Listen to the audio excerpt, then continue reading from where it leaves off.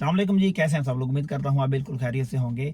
आज की वीडियो में हम जानेंगे दो चीज़ों के बारे में। वो दो चीज़ें वेरी इंपॉर्टेंट हैं क्योंकि मोस्टली लोग मुझसे उन दो चीज़ों के बारे में पूछते हैं, ठीक है। तो आज की वीडियो में हम दो चीज़ों के बारे में बात करते हैं। वो दो चीज़ें वेरी इंपॉर्टेंट हैं। अगर आप पूरी वीडियो देखेंगे तो आपके माइंड में जितना भी डाउट है उन दो चीज़ों को लेके वो इंशाल्लाह दूर हो जाएगा। लेकिन शर्त यह है कि पूरी वीडियो देखनी है।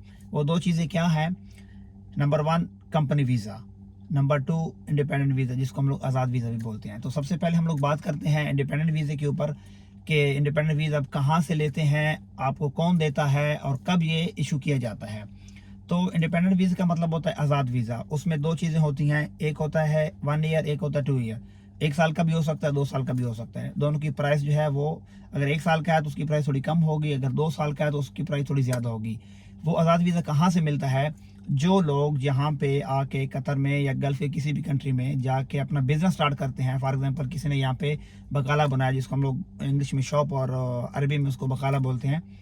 दुकान जिसने बनाई, उसको उसने जब हुकूमत में, गवर्नमेंट में यहाँ पे अप्लाई किया होगा लाइसेंस के लिए कि मुझे यहाँ पे इस एरिया में अपना बकाला ओपन करना है, तो गवर्नमेंट की तरफ से उसको 5 से 6 वीज़े जो हैं वो इशू किए जाते हैं, ठीक है।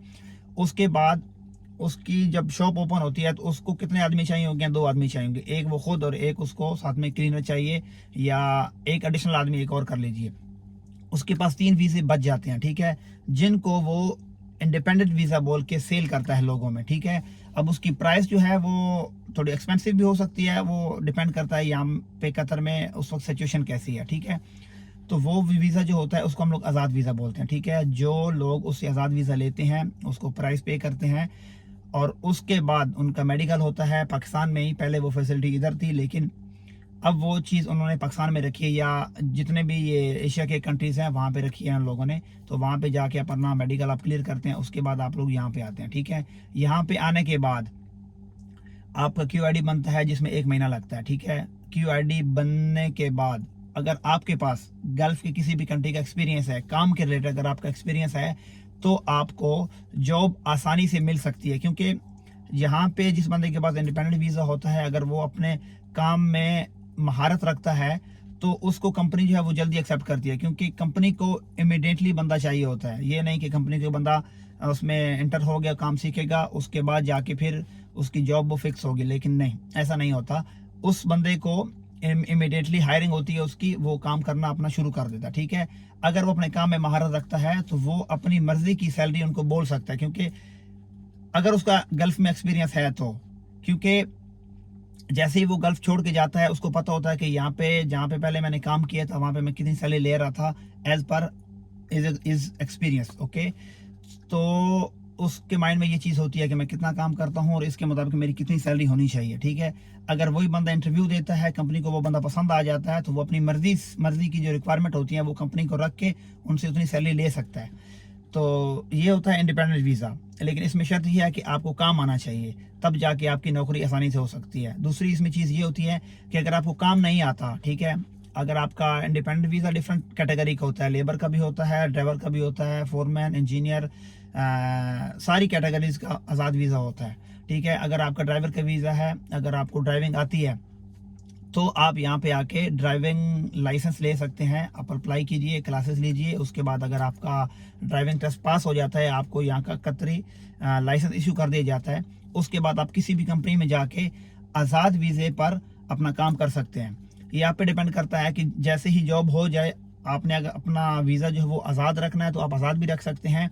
आज़ाद का ये होगा कि आपको पर ईयर अपना जो अकामा होता है, जो इसको हम QID बोलते हैं, कतर ID, वो आपको खुद से रीन्यू करवाना पड़ेगा, ठीक है। यहाँ पे क्या है कि उसकी जो वैलिडिटी होती है वो ओनली फॉर 1 ईयर होती है, उसको आपने खुद ही रीन्यू करवाना होता है। अगर आप कंपनी को दे देते हैं वीज़ा, अपना ट्रांसफ़र कर देते हैं, तो वो कंपनी रिस्पॉन्सिबल होती है कि एवरी ईयर वो आपको रीन्यू करवा के देगी। ये तो होता है इंडिपेंडेंट वीज़ा। अब हम बात करते हैं कंपनी वीज़े के बारे में। कंपनी वीज़ा जो होता है वो जैसे ही कतर में या गल्फ़ के किसी भी कंट्री में प्रोजेक्ट ओपन होते हैं, तो वो लोग हायरिंग के लिए वैकेंसीज निकालते हैं, ठीक है। वो हमारे डिफरेंट कंट्रीज़ में भेजते भी हैं लोगों को, क्योंकि इनके वहाँ पे लिंक्स होते हैं, ऑफिस होते हैं, वहाँ से ये लोगों की हायरिंग करते हैं, ठीक है।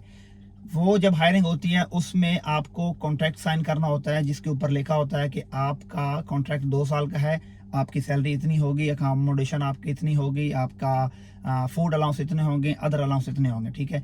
वो जो एक ये सारी चीज़ें मिला के एक बजट बनाते हैं, वो ही सैलरी आपको मिलती है।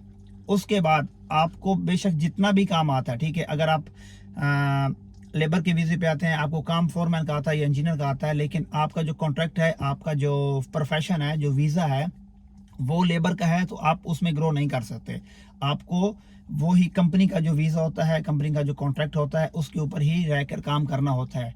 जब तक कंपनी आपका प्रोफेशन चेंज नहीं करती या जब तक आप कंपनी को छोड़कर दूसरी कंपनी में शिफ्ट नहीं होते, तब तक आपको उसी वीज़े पर काम करना होता है, उसी मखसूस सैलरी जो होती है उसी पर काम करना होता है। ये होता है कंपनी का वीज़ा। कंपनी का वीज़ा तब निकलता है जब प्रोजेक्ट्स ओपन होते हैं, ठीक है। और उसमें दूसरी चीज़ ये होती है कि आपको कंपनी के कैंप में ही रहना होता है। कंपनी की जितनी भी फैसिलिटीज़ होती हैं, कंपनी के जितने एम्प्लॉय वहाँ पे रह रहे होते हैं कैंपों में, आपको वहाँ पर ही रहना होता है। और दूसरी इसमें चीज़ ये होती है कि अगर आप कंपनी छोड़ कर जाते हैं तो वो कंपनी के ऊपर है, वो उसने आपको वीज़ा दिया है, वो आपका वीज़ा कैंसिल भी कर सकती है। और अगर आपको कंपनी छोड़ कर जाना है तो आप रिज़ाइन सबमिट करते हैं, किसी और कंपनी में जाएंगे तो, लेकिन आपका प्रोफेशन के ऊपर जो लिखा होगा आपको उसी के मुताबिक आपको जॉब होगी दूसरी कंपनी में भी। अगर आप प्रोफेशन अपना चेंज करते हैं अपने एक्सपीरियंस के मुताबिक, तब जाके आपका जो स्टेटस है वो थोड़ा अप हो सकता है। मतलब आप लेबर पे थे, आप चार्जन हो सकते हैं, फोरमैन हो सकते हैं, इंजीनियर हो सकते हैं। वो आपकी क्वालिफिकेशन के ऊपर, आपके एक्सपीरियंस के ऊपर डिपेंड करता है। तो बहुत सारे लोगों का ये कमेंट्स होता है कि वर्क वीज़ा ठीक है या इंडिपेंडेंट वीज़ा ठीक है। तो मैंने सोचा ये छोटी सी वीडियो बना के आपको बेहतर रहनुमाई कर दी जाए दोनों प्रोफेशंस के बारे में, दोनों चीज़ों के बारे में कि इंडिपेंडेंट वीज़ा क्या होता है और कंपनी वीज़ा क्या होता है। तो आई होप आप लोगों का डाउट क्लियर हो गया होगा। अगर आप लोगों का डाउट क्लियर हो गया, वीडियो अच्छी लगी है तो सब्सक्राइब कीजिए।